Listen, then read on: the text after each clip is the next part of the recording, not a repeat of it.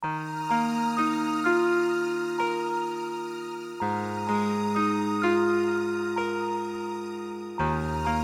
infancia fue dura y fue alegre.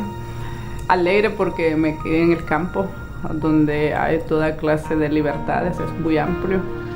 Pero también dura porque siendo la hija mayor y siendo mujer también, como niña uno tiene que ver los niños en la casa, los menores. Yo era la única ayuda para mi mamá. Me quedaba muy poco tiempo para soñar, pero sí tenía un propósito que era un sueño para mí. Era de ir a la escuela.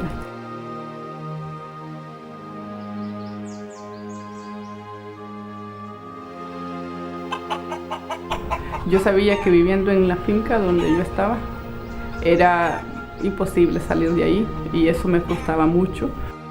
Para mí la persona más importante en ese caso fue mi madre. Mi mamá viene de una familia de analfabetas. Toda su familia, durante toda la historia familiar, son analfabetas. Pero mi mamá era de esas personas que ella dice que el que no sabe hablar con las letras para ella es un sentimiento horrible no poder hablar con las letras. Eso la frustraba muchísimo y ese sentimiento que ella sentía, eso que ella vivió en su niñez y lo vive todavía, eso no quería que lo vivieran sus hijos. Por eso ella luchó mucho, en primer lugar contra mi papá, porque a mi papá le gustaba vivir en la finca. Además, él es un campesino muy pragmático. Él dice que aprender a leer es una cosa de adultos. Y la otra cosa es que él decía, jamás un hijo de un campesino ha ido a la universidad. Nunca un hijo de un campesino vive del lápiz. Y por eso no quiso poner a ninguno de nosotros a la escuela. Pero mi mamá sí quería. Entonces ella llegó a convencer a mi papá, lo convenció de que pudiera ir un año a la escuela. Y ella se trasladó al pueblecito y mi mamá lo logró porque ella y yo podíamos ir a lavar ropa ajena y así yo podía estar en la escuela. Pero cuando ella sintió que yo pude leer, que ya podía escribir algo, para ella era lo más bello porque ella logró su meta, que era enseñarme a leer, porque más de allá de aprender a leer no miraba otro sentido. Inmediatamente que yo aprendí a leer, me llevó a la finca. Pero para mí fue muy frustrante porque yo quería continuar. Vinieron los años donde yo comencé a crecer, tenía 7 años en ese tiempo, y miraba que mi mundo se había cortado. Estaba condenada a vivir allí, a crecer allí, a casarme allí. Mis amigas ya tenían hijos. En el campo en esos tiempos no se casaban, se iban. Se la robaba el hombre y se iban a los 13, 14 años y a la edad de 15, 16, 17 ya son madres de 3, 4 hijos. Pero yo me soñaba ser en el futuro secretaria. Me fascinaba, yo me miraba escribiendo en una máquina y también yo me imaginaba salir de mi país, aunque yo no conocía más que Nueva Guinea.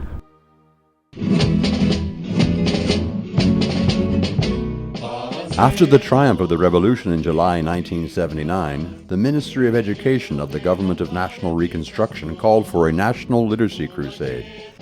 Thousands of young people left their homes to go to rural areas all over the country to teach campesinos to read and write.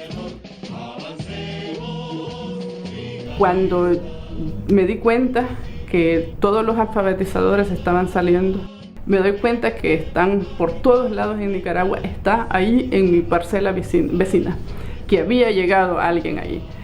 Y yo hablo con mi papá y mi papá, porque es la finca vecina, me lo permite. Al llegar a pertenecer yo al grupo, se me refrescan los conocimientos del primer grado que mi mamá me había sacado. Yo me convertí rapidísimamente en la que más sabía que los demás. Además, todos los otros eran hombres adultos, pocas mujeres. Yo era la más joven, con 18 años. Mi alfabetizadora la veo así. Ella, además de que para mí fue como un ángel que llegó a sacarme, a liberarme. Cuando ella se fue, entonces me quedé yo con el grupo también. Ya me convertí en alumna y y en maestra. También ella me ayudó a hacer las conexiones con el Ministerio de Educación. Me posibilitó de poder entrar directamente al sexto grado y al final lo aprobé. Pero eso para mí me liberó grandísimamente porque yo pude comenzar directamente la secundaria. Siendo hija de dominio y ya teniendo 18 años, mi papá se atrevió de darme el permiso, porque yo le dije, yo voy a dar aquí clases, pero también voy a ir al pueblo, a la escuela, y él me lo permitió. Claro que me puso mi hermano, al que me sigue a mí, me lo puso para que me acompañara. Yo trabajaba de 6 a 1 en la finca de agricultura ecológica, y después de 3 a 5 hacía la clase de alfabetización, que era donde yo era maestra, y después a las 5 yo salía al pueblo para ir a la escuela, a mi escuela. Y viajar 5 kilómetros por caminos es muy difícil. Y es el tiempo que Nicaragua vivió en guerra, la guerra civil. In the early 1980s, insurgent groups opposed to the Sandinista government, known as the Contras, began a war in the rural zones of the country. More than 35,000 people died in that civil war. La zona de nosotros fue una de las zonas más afectadas en guerra. La guerra significaba ver diario caer los muertos. Se escuchaban las balas, los morteros, las bombas que se tiraban de un lugar a otro. La mayoría de los muertos eran los muertos en las emboscadas. Cuando las personas salían, la muerte más brutal y era la más común era desgollar a las personas, el cortarles la garganta. Y nosotros teníamos a diario 2 o 3 velas en diferentes partes. Además, saber que aquella persona con la que yo hablé, aquella persona que es mi amigo o mi amiga, lo veo muerto, destazado en un ataúd. Y sabiendo que a mí me puede pasar igual. Pero en el caso mío, yo era una muchacha adulta con una voluntad y un deseo y una meta que lo logré. Y pude estudiar, pude ir y terminar la secundaria también. In 1983, while working on an organic farm, Elba met her husband, Gerd Schneppel. After finishing secondary school in 1986, there was a chance for a state-sponsored scholarship to study in Russia, but Elba decided instead to go and study in Germany, the country her husband came from. El choque cultural, que yo pienso que es como un choque cultural, es mi medio de transporte eran mis propios pies y el caballo.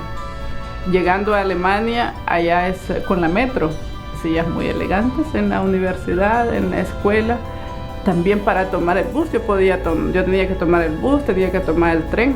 Aquel frío tan horrible también, andar todo envuelto. Después de estar acostumbrada en una finca, en algo muy abierto, estar encerrado en 4 paredes con calefacción. Pero en Alemania el bachillerato nicaragüense no se reconoce. Entonces me dicen, como a otros extranjeros latinoamericanos, africanos y asiáticos, que yo tenía que hacer un llamado Studienkolleg. Eso es una preuniversidad y uno tiene que elegir entre el bachillerato para ciencias naturales y el bachillerato para ciencias sociales. Y hice 2 estudios paralelamente. Yo hice el estudio de ciencias de la educación y ciencias políticas. Y las 2 las pude llevar a la vez y las terminé también al mismo tiempo.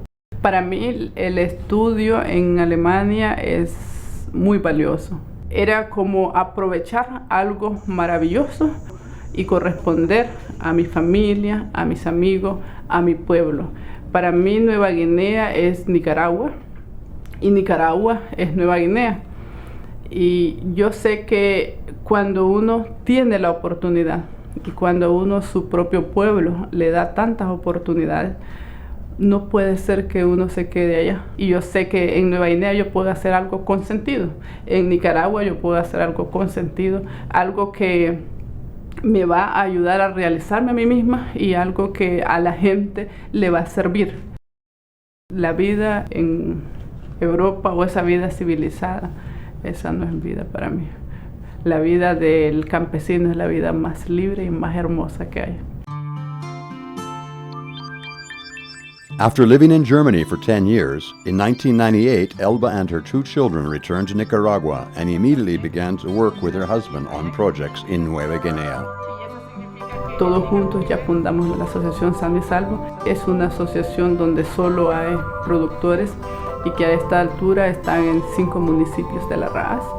Y hay en todas partes una representación de la asociación y trabajan muy bien en la diversidad, en cuidar la diversidad de la RAAS, del trópico húmedo, más la diversidad en las fincas, la exportación, pero también la venta en sus propias comunidades por medio de los mercados campesinos.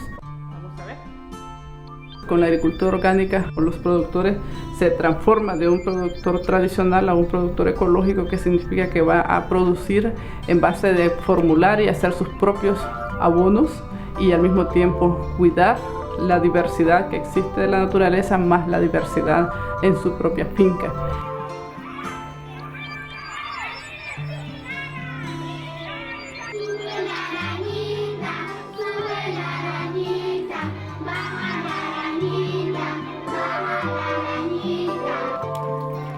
Y en 2001 ya arrancamos con la escuela, que le pusimos como nombre Jan Amos Comenio. Jan Amos Comenio es el padre de la educación moderna, es el que en sus tiempos transformó la educación de aulas y de clase frontal a una educación más creativa, una educación más para la vida. Comenzamos a trabajar en el 2002, ya autorizados por el Ministerio de Educación, con 2 turnos, la primaria, el preescolar y la secundaria, y actualmente tenemos hasta el 5º año.